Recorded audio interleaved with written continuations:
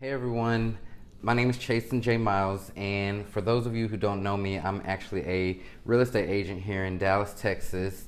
And I wanted to record a video kind of different from a lot of my other videos. If you've watched my other videos, I'm sure you've seen me using the more professional camera or in my car or doing one of those vlog videos. But right now, I'm just in my house. You can kind of see my balcony right there, and I'm just standing up. I'm kind of standing by the light, but the sun is going down, so I'm gonna try to make this kind of quick. And what I wanted to do was I actually wanted to record a video about my first year in real estate. So there's a lot of stuff that like I haven't shared, and I know a lot of people see what I'm doing now, but didn't really know kind of where I started or how I got to where I am. And so that's basically what I wanted to talk about. I just wanted to talk about my real estate journey, what my first year looked like, how I started making money, how I got the deals, and exactly what I did. And basically, it's for those of you who are thinking about getting into real estate or kind of wondering about the career. I know I get lots of questions about this, and people ask me for advice and stuff. And so, that's what I wanted to do, just like a real low-key video where I'm just kind of talking to everyone. So there's a lot of stuff that I'm going to share with you, and hopefully it's helpful to somebody out there who's considering jumping into this career or doing something in real estate. So I've been in the real estate business around 5 years now, around 4 or 5 years, and to be honest with you, it has been a lot of work involved, and I'm sure you've heard that before, but it didn't kind of start out how it is now.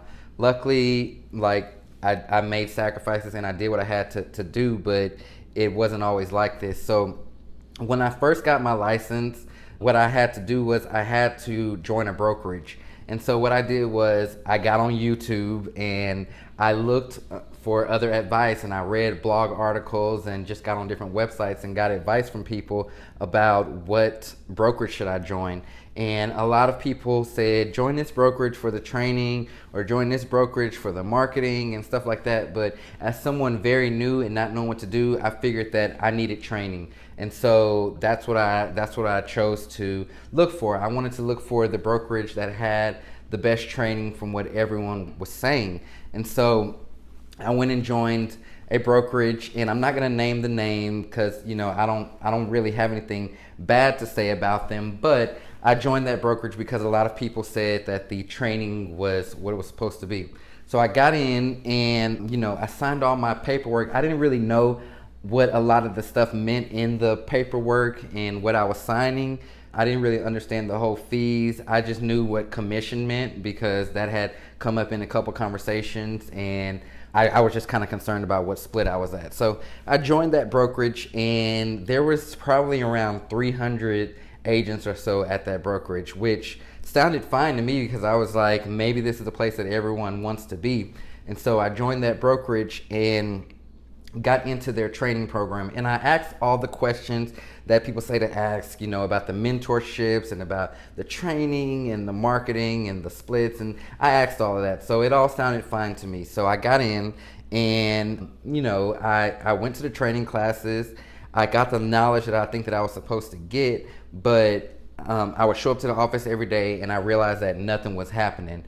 And so I was just kind of a number, and I would kind of look for help. But when you're in a brokerage when it's that many people, everybody's kind of out for themselves, and nobody really had the time to kind of help me. And so I just did a lot of reading and really seeking out advice. And so something that someone told me was, you got to kind of go find the business. And I'm going to tell you a little later on in this video how I kind of found the business. But for me and my story, I'm in the Dallas area. Well, I didn't grow up here. And honestly, when I got in real estate, I was still pretty new to the area. So I didn't really know anybody here. I didn't have any connections. And so I didn't necessarily know who I could talk to or where to go or how to make something happen. And so I just really relied on books and trainings and social media and stuff like that. But how I actually got my first deal, how I made it happen, was I tried cold calling. Now, I'm sure some of y'all have heard me say before, like, cold calling, I was terrified of that, and I didn't really know how to do that. I was in a sales position before, but it wasn't like this. It was more of like inbound sales. It was in a retail store, and so I didn't really know about cold calling. So I was given a script, and it was just basically hit the phones. I didn't know what numbers to call. I didn't know who to talk to. I didn't know where to get these phone numbers from, and I had to just cold call. And so I was cold calling, and basically just asking people would they let me sell their house. Again, no experience, no nothing in it. If someone wants to say yes, I didn't really know what I would do. So I was calling, and I spoke to this one guy, and he was like, hey, run me some comps and let me know what you think my home is worth. I was like, okay, great. Got off the phone with him, realized I didn't know how to run comps. And so I had to get some help from somebody, and they helped me the best way they could, but yeah, they didn't really do a good job. So I just kind of had to make sense of it all. And so I ran comps for him, and I gave him a call back, and this was probably all within like an hour time span.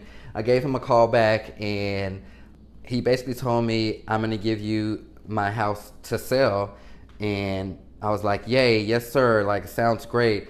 And then he was like, you don't want to know why I'm gonna give you my house to sell? And I said, actually, yes I do. Why are you gonna let me sell your house? And he was like, because you were the only agent who's cold called me and actually did what I asked you to do and called me back. And I was like, wow. And yeah, so basically I started the whole listing process then. As someone very new, like, of course, like, we don't want to come off like we're new, and we want to come off like we know what we're doing. And so I didn't really know what I was doing, but I was trying to be like as professional and as know-how as possible. And I think I did like a pretty decent job, but I'm sure he could tell that I maybe didn't know what I was doing. So that was probably honestly one of my most difficult listings that I ever had. It was at a price point, I want to say it was around 130 or so, but it just wasn't selling. And so I was having to do a lot of learning and really learning how to market and how to do this thing so that I can actually make money off of it. Finally sold it. I made around $2,000 or so after my splits, and this at this point I was maybe around like 8 months in the business, 6 to 8 months in the business, and I knew that it had to be a different way of doing this. Like I knew that like things had to happen differently and had to happen quicker because that money wasn't lasting me for a long time. I realized at the brokerage that I was at, it wasn't necessarily the brokerage for me, so I changed brokerages, which apparently this is very common in the industry, but I changed over to a 100% brokerage. So it was a brokerage where there wasn't any splits and you just pay like a transaction fee. You got to keep all of your money. And it was fine over there, but again, it wasn't for me. And then I started doing stuff that was more traditional, like the farming and the postcard marketing and stuff like that, but I still wasn't getting those results that I thought that I should. And that's when I decided to get on social media. If you remember, like, I still didn't really have a network and I still didn't really know a lot of people here. So I just started building my network over social media, meaning like Facebook and LinkedIn and Instagram, all of those places. I just got on them, started telling people that I was a real estate agent, that I could help them, and just really hoping for business to come in. And it's been a slow process, but things that I've learned, it wasn't anything like get rich. Like this isn't a get rich quick business, and nothing has really happened as planned. It's all been a matter of circumstances, but I can say that the circumstances were due to me kind of working hard and me just being consistent in what I was doing. So consistent in the marketing, consistent in my cold calling, consistent in my farming, whatever it was about me being consistent in it. And then eventually stuff started hitting and stuff started popping. I did a lot of leases. Leases were great. And a lot of people like to stay away from leases, but honestly, me helping somebody on a lease has given me a great referral source, and it's also, in time, those leases turn into buyers of mine, which also turn into sellers. And so I didn't shy away from leases, but I was in that mode where I was doing anything to try it out to see what works.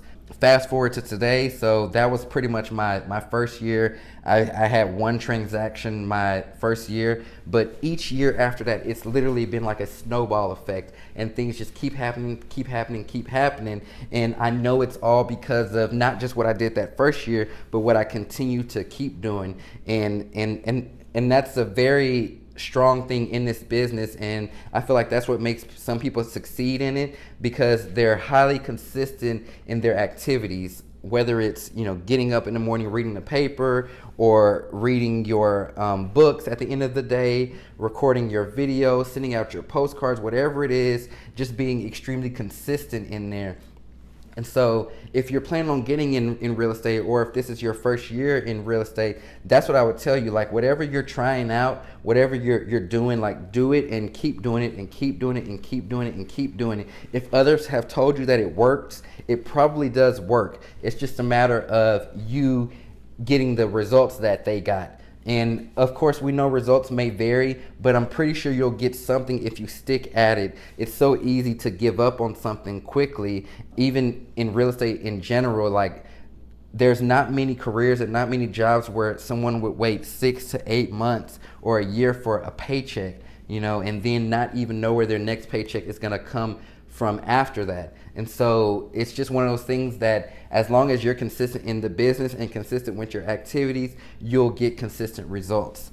I hope this video has helped somebody. If you like this, please subscribe to my channel. I do have a lot of different real estate advice, and I also kind of document my days on my channel. So definitely subscribe so that you know as these videos come out. And if you have any questions, feel free to ask me them in the comments. But yeah, I just wanted to be more open and just let y'all in on kind of my first year of real estate and what I did. So hopefully this has helped someone. See you later.